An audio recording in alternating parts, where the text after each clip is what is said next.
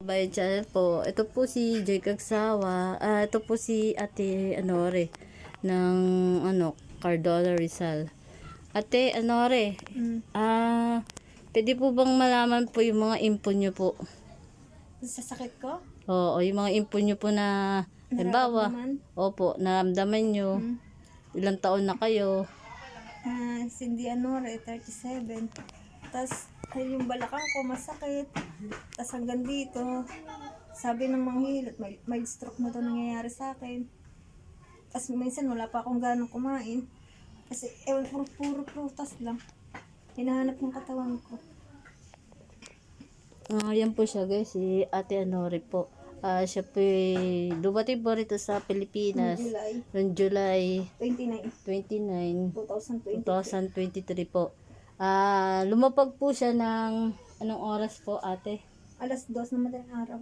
Dito sa Pilipinas. Tapos umalis kayo doon Sa Riyadh, 7 p.m. Ano pong naramdaman nyo bukod sa...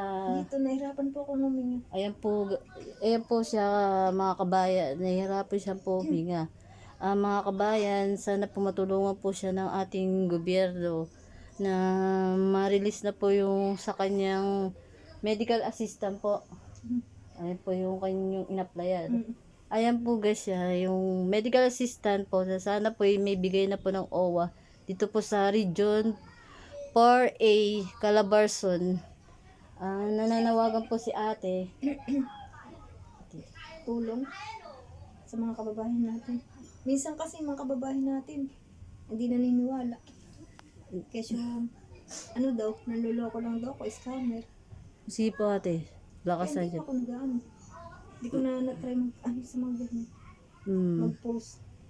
Sige po, ano lang niyo po. Tapos pag sinabi ako scammer, wala na.